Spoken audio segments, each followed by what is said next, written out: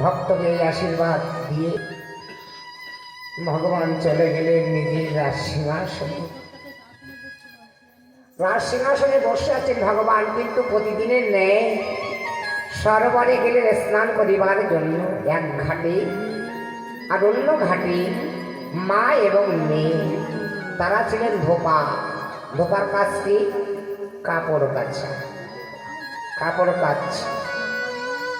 মেয়েটি মাকে লক্ষ্য করে বলছেন, মা আমা আমরা না এমন রাম রাজত্বে বসবাস করি, সীতা অসতী। মা শ্রবণ করে মেয়েকে বলছে, নারী মেয়ে একথা বলতে নাই, কারণ সেটা যে স্বয়ং লক্ষ্মী রে। মেয়েটি বলছেন, মা যে নারী 14টা বাচ্চার পরের ঘরে থাকে সেই নারী কোনোদিন সতী হতে পারে। কিন্তু মা আমরা জানি 14টা বাচ্চার পরের ঘরে ছিলেন, অর্থাৎ রাবণের ঘরে ছিলেন, সেটা মাকে তো শাস্ত্রে বলছেন না।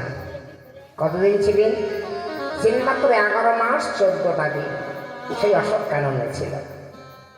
রামচন্দ্র জলের ঘাটে স্নান করছেন আর শ্রবণ করছেন। এদিকে সীতামা কুটিরে আছে 5 মাস গর্ভবতী, কিন্তু সীতামায়ের আরো 3টে বোন ছিল। বাবা এখানে প্রশ্ন হতে পারে, জনরাজার তো আর 4 কন্যা ছিল না, কি ছিল? ছিল না। বলবো না, ছাড়বো? বাহ, রামচন্দ্র ভাই লক্ষণকে সঙ্গে নিয়ে, গুরুদেবকে সঙ্গে নিয়ে যখন মাধব পাটুলি ঘাট পার হয়ে মিথিলায় প্রবেশ করিলেন, জনরাজা রাজসভায় যে দেখতে পেলেন কত রাজপুত্র বসে আছে। হরধনু যে ভঙ্গ করতে পারবে স্বয়ং সীতা এসে তার গলায় বনমালা দিবে। কিন্তু রামচন্দ্র তো সেই গুরুদেবের আদেশ পেয়ে হরধনু নিজেই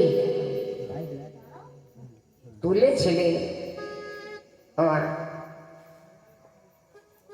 রামচন্দ্র তুলতে পারবে, আর তো আপনারা তুলতে পারবেন না কেন?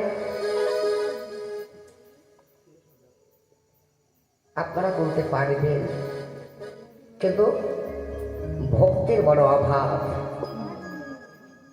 ভগবান হয়ে গুরুদেবের আদেশ পেয়ে হরধনু নিকটে বসেছিল, আর হরধনুর কাছে মিনতি করে বলেছিল যে হরধনু